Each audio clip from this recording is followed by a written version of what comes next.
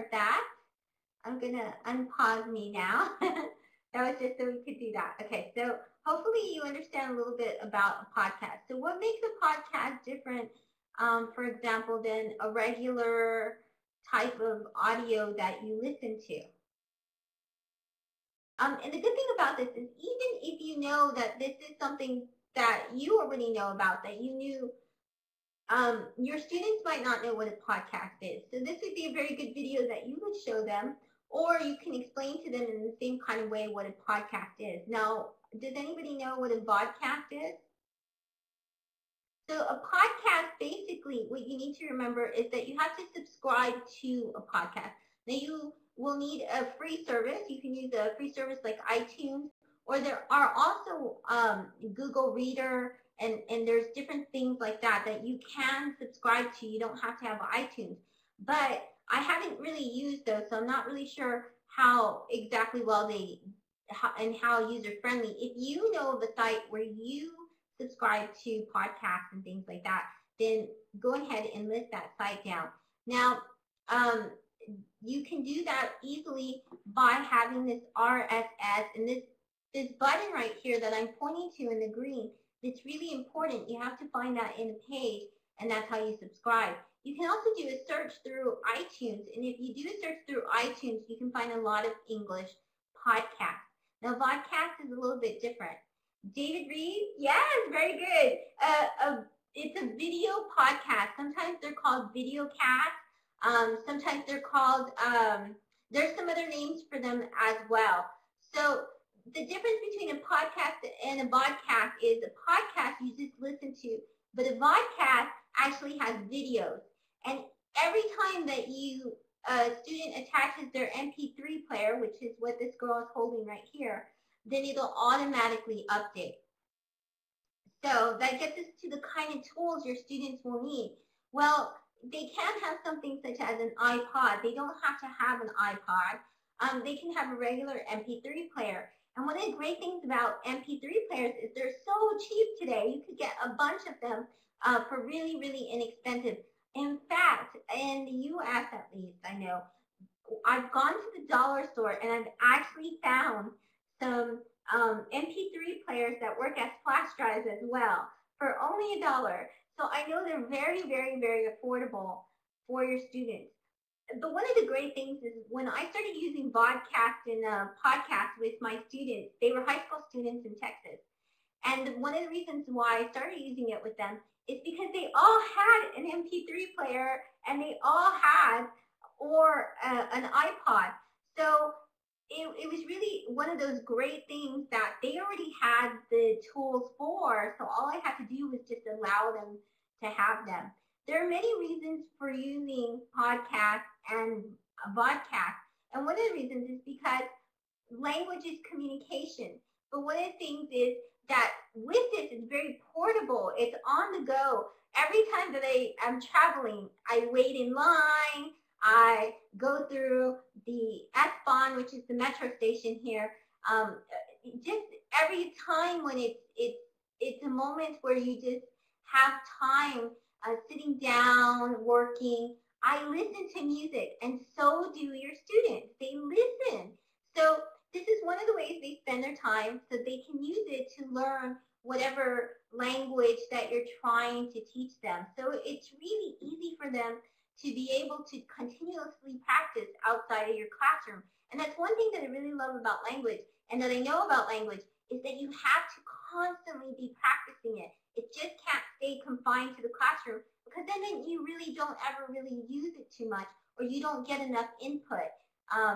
It should surround you. And that's one thing when I started learning German, or when I start learning French, or when I'm traveling to another country, I go and I look at whatever kind of podcast that I can find of that language, and I download it and I learn a few words, and I realize that when I go to travel to that country, I remember some phrases and stuff right away. So it's really fantastic. Yes, I listen to this French podcast too, and you go, they're fantastic. But it's really good to increase the listening skills. So even if your students don't completely do tasks with it, which they should, but if they don't, their listening is improved when they're listening to the different types of podcasts. It's a way for them to see language. Well, when you start podcasting with them, when they start making their own, then they get to create the language. But it also shows meaning in context. So many of the podcasts that we listen to will put the language in a context that they'll be able to understand what the vocabulary is and the grammar. So here's a good question. Which should they subscribe to? Well, there are different ways that you can actually introduce this to your students, and this is the good part of the webinar because this is where I get to show you some of the things that I do with my students to introduce them to podcasting, because this is something that I want them to do on their own. I want them to get in the habit of, but it's optional. It's not like I require them, you have to listen to this podcast. And there's a reason why I don't do that I don't assign it as homework. And one of the reasons is because if they're going to adopt this into their routine, if this is going to be something that they listen to every day, or it's kind of part of a habit or a routine, which I want them to do, then I really think that it should be their choice. So I see it as I just introduce them to several podcasts out there, and I try to figure out which choices that they might make, or they can tell me what they're interested in.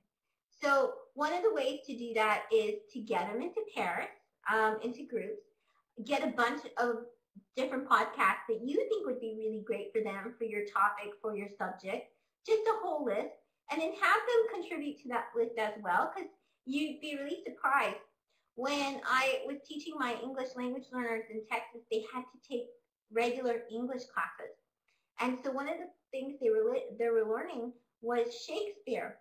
And it was very interesting that one of them had actually subscribed to Shakespeare podcast to be able to understand the language of Shakespeare. And I think it was a really great podcast. It was like Shakespeare in everyday language or something. So it made it to where my English language learner was able to kind of understand Shakespeare in a much, much, much easier level and I thought that was a really smart thing that my student had done.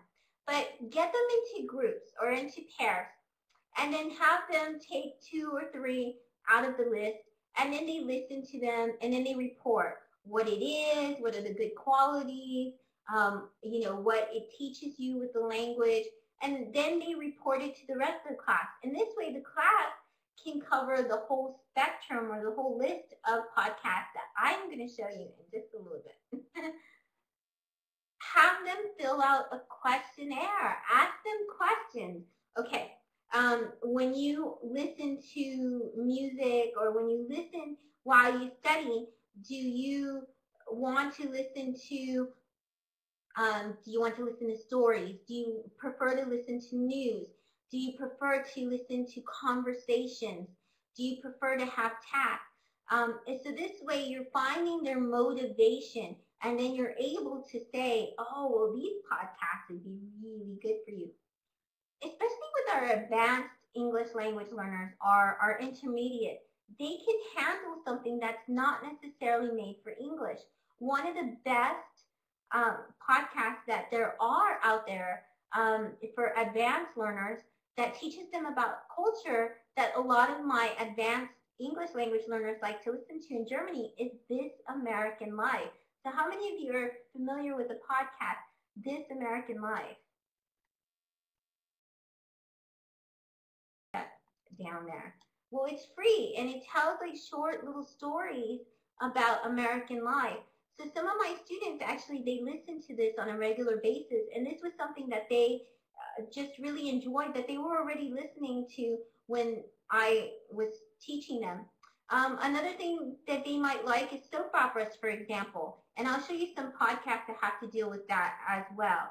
So this is, if they're advanced learners, then let them choose podcasts that don't necessarily have to do with language, because like I said, it's about their, in that type of situation, they would learn about culture, and they would also learn different types of phrases. They get to learn the language of that country. So especially if they're learning American English, that's a great thing. So, which should they subscribe to? Well, here's where we get to the good part. You get to see many, many different ones that I've collected. This is one of the most popular things my students love, which is I email them or I put inside my wiki a whole bunch of English language podcasts that focus specifically on English. Now, the adult students really like this a lot. There's this one site, it's really fantastic, and it is inside this link right here where you'll find the live binder. And I'll screencast in a while, but this one is fantastic. It lists a whole bunch of video and audio recordings, so the podcast and the podcast, and it tells you, it makes a list right here of what the topic is, who makes it, what kind of English, if it's Australian English, if it's British English, if it's North American English, if it has grammar, if it has pronunciation, quizzes, so you can see the yes and the no. So it's really fantastic. This one is English meeting, and I'll show you that in just a sec. We'll screencast that. And here's a whole bunch of list of podcasts that you can actually find when you go to that web address that I provided, which was the bit.ly/ELT capitalized links. And it is specific to capitals, so you have to make sure to capitalize ELT links. So I'm going to take a minute and I'm going to screen share this for you. So let me go ahead and screen share. Excuse my very floppy desktop. It's very, very, very, very sloppy right now. And then tell me, please, when you can actually see this. So hopefully this screen sharing goes okay. This is looking like it may not be. Okay, here we go, I think. I think you can see it. So this is the actual wiki page that I have. And that you'll find in the links as well. And it has all the links that I was showing you today. Okay, so this is the wiki that I have for my students. My students come to this wiki, but I also email my students a list of all the podcasts that there are. Can everybody see my screen right now? No?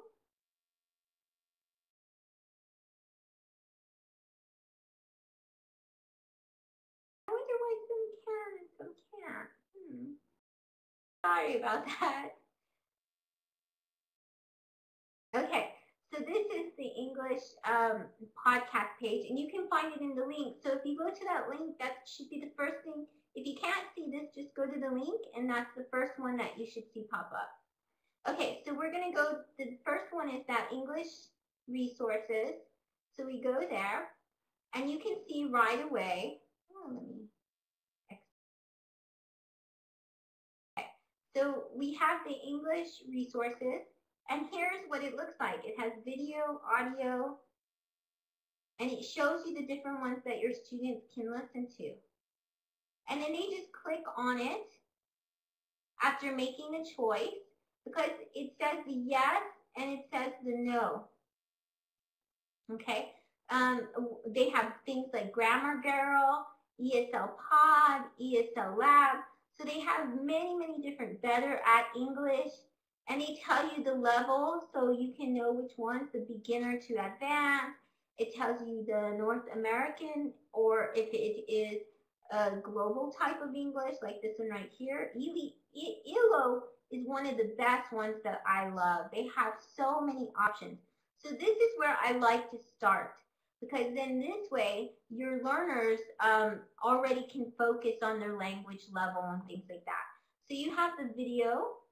And these are the ones with video. It tells you yes. And then you have audio, which tells you no. So ELO, what the ELO? ELO is the English Listening Library Online. And ELO will go ahead and show you many, many, many different types of English that there are out there. Okay, so I'm going to show you some other ones.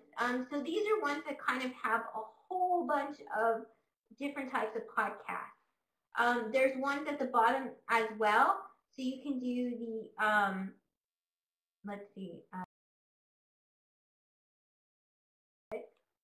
Okay, so then you have these other two sites that list a whole bunch for your students. There's like 30 or 40 of them at least. And this is, all of these sites are, like I said, in that one link. And you can even do a sample with this one.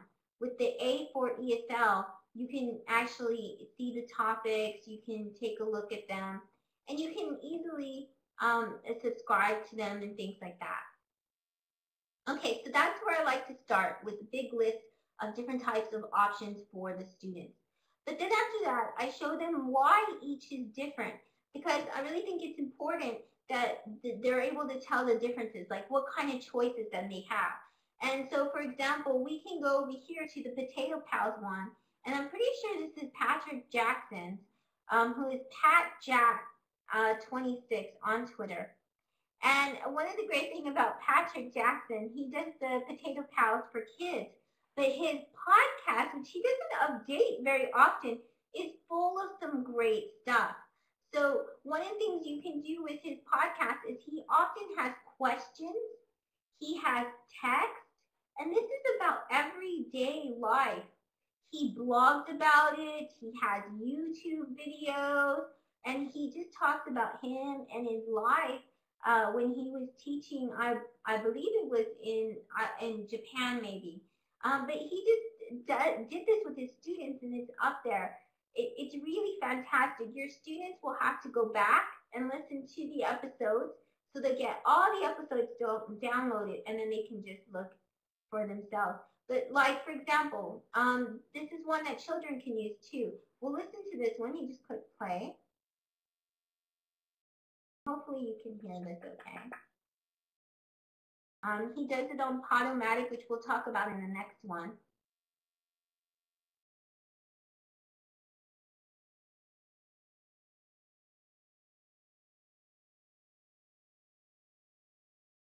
You see a nice little picture of him. And different types of pictures as well.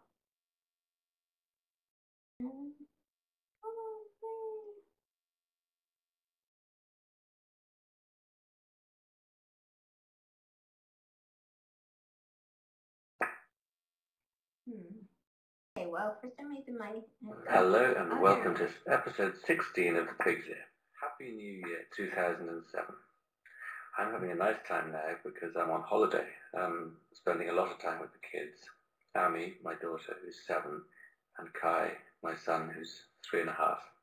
A couple of days ago. Well, the great thing about that is you can stop it and then you can ask questions because he has the questions. So if you're teaching this inside a class, then you would stop it from time to time and then you would ask different types of questions. So for example, you could ask, how is Patrick spending a lot of time, lots of time during the holidays? Or you could even have a student ask that, which would even be better. The difference also, the thing that you can do with this as well, is you can actually tell them to predict what the podcast is going to be about based on the picture. So you do a prediction thing first if you use podcast in the class, like this one. It's great because it has pictures, it has questions. So then you can just show them the question at the picture at the beginning, and you can say, you can show them the title, A Piggy Day Out, and then you can say, okay, so what do you think that this is going to be about? And then they can tell you, well, I think it's going to be about a little girl who goes to a farm and sees a pig. And then you can go ahead and then you can listen to it, and they can listen for meaning. So these are some of the things that you can do with this type of podcast. So then we'll see another completely different one, which is by another person in our PLN, which is the Quality Time ESL podcast. And this is by Marion Renard, and I forgot her Twitter handle, unfortunately, but you can find her on her website here. And this is Quality Time ESL. And the thing about Quality Time ESL is all of these podcasts, and Marion has done so many. She's actually located in France. So those of you going to TESOL Paris will definitely see her. And she's really fantastic at like podcasting in general. She's really somebody you want to go see speak because she's just a genius at this. So Marion has made not only all of these podcasts, like for example, your English 28. a poem to learn English all. Well, she actually has PDFs that your students can download. So not only do they subscribe, but they get all of these exercises. As the teacher, you get the key to these exercises. She has created entire lesson plans for each and every single type of podcast. So this is one of those really great ones that a great podcast does it all for you. So it's really fantastic because all the materials are out there and they're free. And then she tells you the level, she tells you the goal. So if this is something that you're writing in the curriculum, you already have all of this mapped out for you. So, and Marian does have some paid stuff, materials as well. So, so the great thing is that with Marian, you know, a lot of people like to help her out, you know, and also buy her other materials because she just puts so much work inside this that it's really fantastic. So what I want to show you now is another one from our PLN. And it's so great because, you know, you know these people and it's just great that you're able to use their materials and see some of the best things that they have. Another person is Sean Banfield.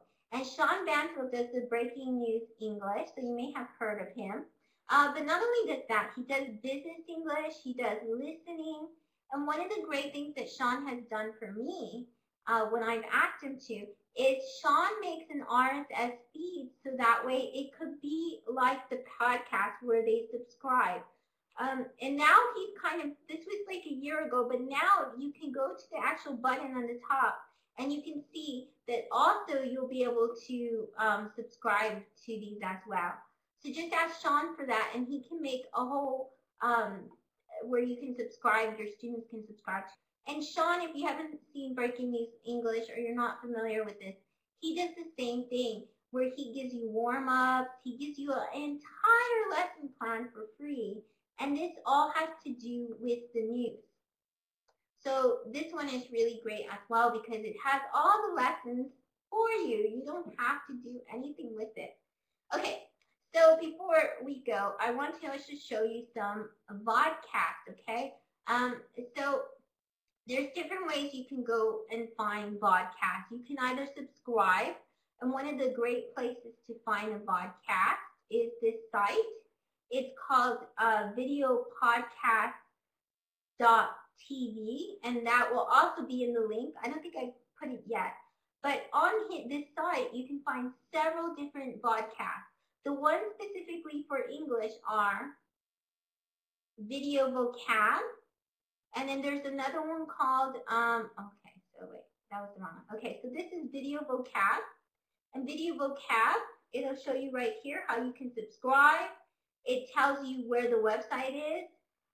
It tells you also different things. It gives you the RSS so you can subscribe. This one you would subscribe to FeedBurner. That's a place you can subscribe to video podcasts as well. And this one, it tells you it's by the Business English Pod, and this is where you see a video. So maybe you can see some of the Many employees didn't know a thing about the plan because there was no effective communication strategy.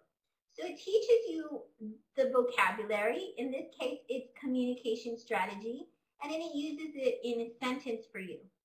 Well, one that's even better that I really like, that's a video podcast. It happens to be from the BBC.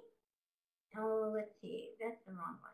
Okay, so let me show you where that one is. Where did it go?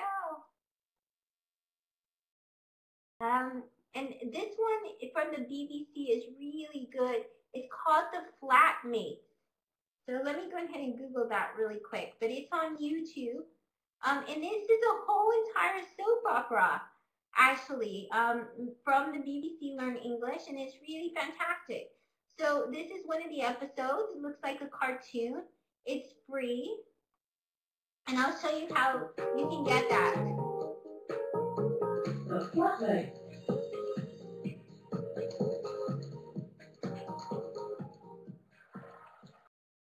Oh, well, it's almost bedtime. Time for you to go upstairs. Have you ever considered brushing up your cooking skills while cruising down the interstate? Becoming a technology wizard? Your company.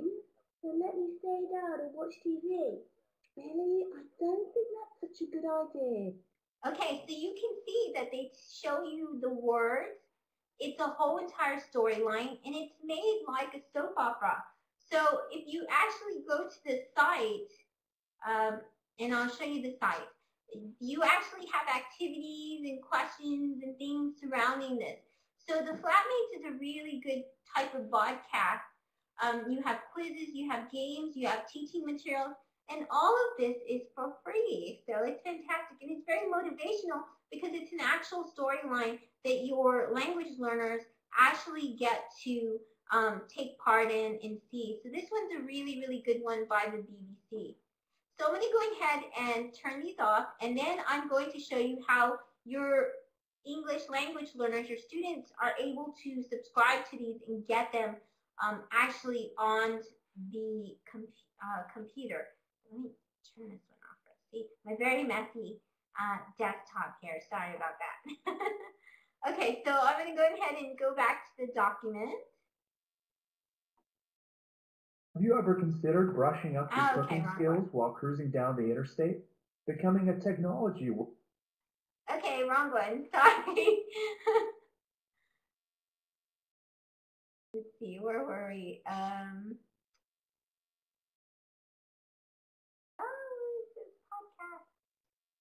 Okay, so we have video podcast, and then we also have, we had the video podcast, the regular podcast, and all of these are on that website. And now let me go ahead and show you. Okay, so these were some of the ones that I recommended, the list of podcasts, but you can find them all on that bit.ly address. So now I'm going to show you the mobile component, because the great thing about this is that it's mobile and you get to take it everywhere your students do. So there's a couple ways you can do this. One of the first ways is there's some podcasts that don't actually come out on iTunes. So this is the first one that you would want to do, is you would want to find some that are on iTunes. But all the podcasts you can find on iTunes. But in case you don't, and then you have a little icon, or you just attach it to the computer, the MP3, and you can get it off a FeedBurner. But if you have something like a smartphone, which a lot of my students do, then there are other ways you can do it as well. You can go to the App Store, and let me go ahead and get that arrow again. So you can go to the App Store, and your students can download the free app, and it'll update itself all the time. So then all they have to do is for the video vocab that I showed you, which is an app, they just click it, and then it goes to video vocab. It'll give them notifications, and it shows them the actual videos. So then they just click on the video. They can see the video from YouTube, and they can make comments. They can rate it. They can also find information, links, different things like that. So video vocab is the name of that app. Yes, these are for free. All of this is for free. So good question, Camila. The other one is that they can go to Newsy. Newsy is a really great one. And Newsy, what it does is it shows the news, and it shows the news in many different types of languages and reported differently around the world. So they can actually compare the different types of news. And it gives them like little exercises. So this is Newsy. And then they just press play. They can do any type of news that they're looking for. And a lot of people like to keep up with the news. It tells you the length. You can play it. You can actually look at info about the video and different things like that. So you just scroll, and it gives you all these choices that your students can look at in different languages and report it different ways. So Newsy is a really good one. And then the other one is you can find I would say, thousands on YouTube. And what you have to do on YouTube is you actually have to press subscribe. So when you go to the YouTube channel, you'll see a big button that says subscribe. And then when you go to your app, your YouTube app, what you'll have to do is you'll go to more. And when you click on the word more, you'll see subscriptions. And then your students will click on subscriptions. And then they just go to whatever subscription it is. For example, I have Cullen's ABCs.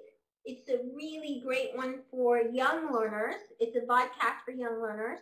And what it is it's Cullen, and she sings different types every single day. You get, well, not every single day, but she has hundreds and hundreds of different types of finger plays and chants. Worship time. Yay, we get to talk about God and Jesus and all the people.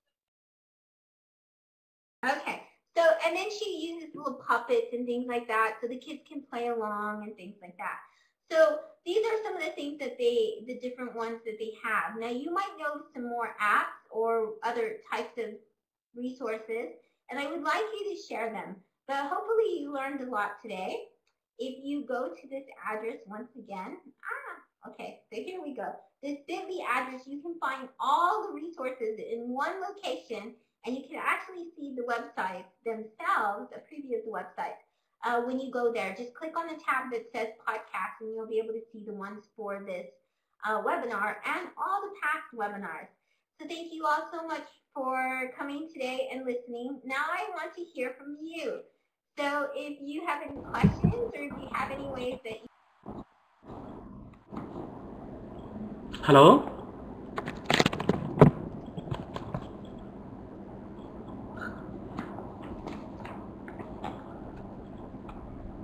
Yes. Okay, thanks a lot. So I want to say something about about using broadcasting and broadcasting during the classroom. I think that I don't know if you agree with me or not, because we are looking. I think that you are looking for digital teachers and digital learners, but we have to take something that into our consideration. The countries, development countries or not, or does it go with the culture that we are teaching in? I think that also still, I feel that for myself that where's the student-led situation?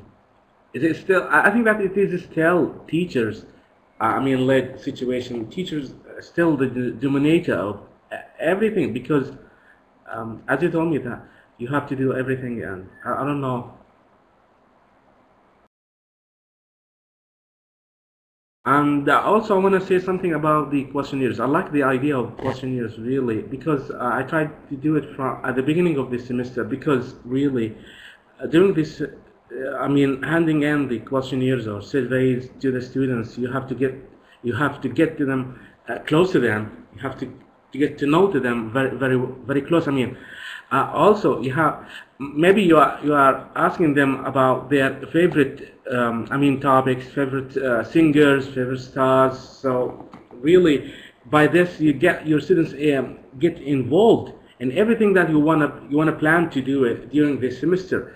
Really, I like it, and also I try to do the questionnaire to know what style of learning that we have inside them. Are they audio or visual, or kinesthetic or tactile or so, because I want to match with my way of teaching. If I don't match, if there is no match, so I have to look for another one. This is why I believe in something that one size does not fit all the levels of my students. This is why always I believe in learning stations and learning centers inside my classroom. Thanks a lot. I wanted to say more. I will leave the floor to you again. Thanks a lot, Shelley.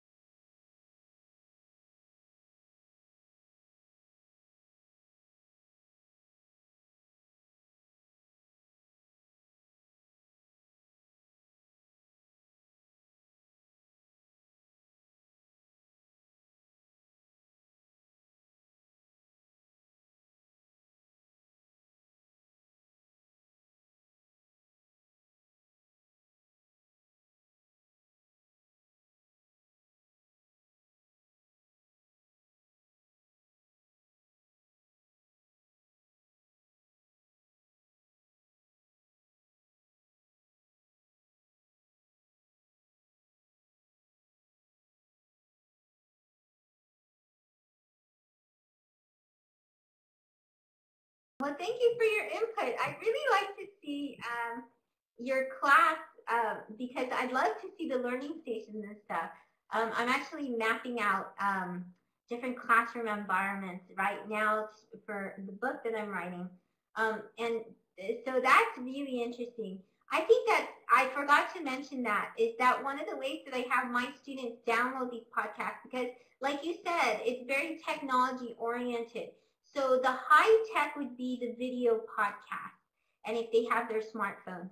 But I remember when I first started, they didn't. So they had their MP3 players, and they were simple MP3 players. So I had on the computer where they could actually go and they could upload from downloading it off of like a feed burner account. So that's one way. And this was just the podcast because many students do have the MP3 players. And the ones who didn't, I could always afford to get them some because they were so inexpensive. They had so many that were really inexpensive. So whenever they had free time, like for example, if a student finished early, then they could go to the computer that was set up for this, and they could go and they could download the podcast that they wanted. I really liked what you said also about asking the students in the questionnaire. Yeah, I think that's really important too for them to take like a learning styles. They actually have one. If you Google learning inventory or learning style.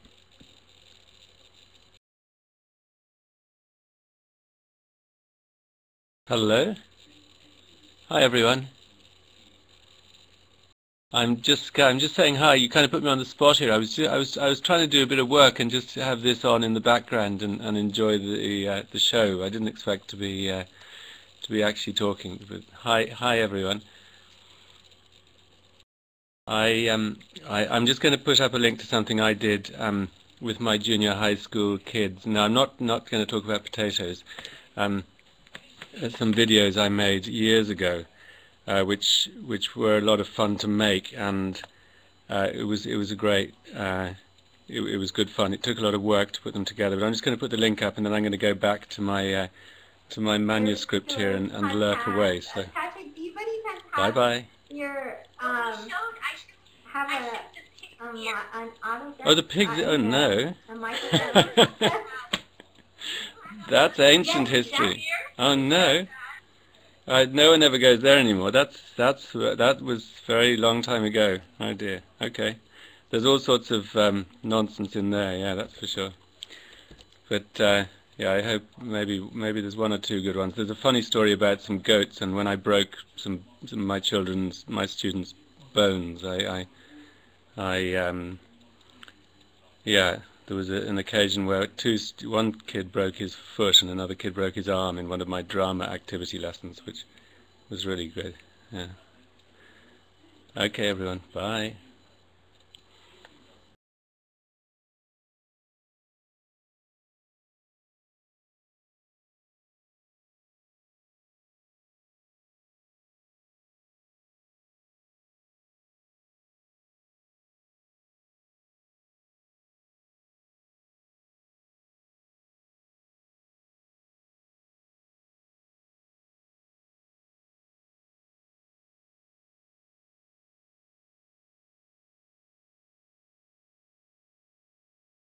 Oh, I showed the pig's ear. That's what I'm talking about. Do you plan on updating the pig's ear? I showed that.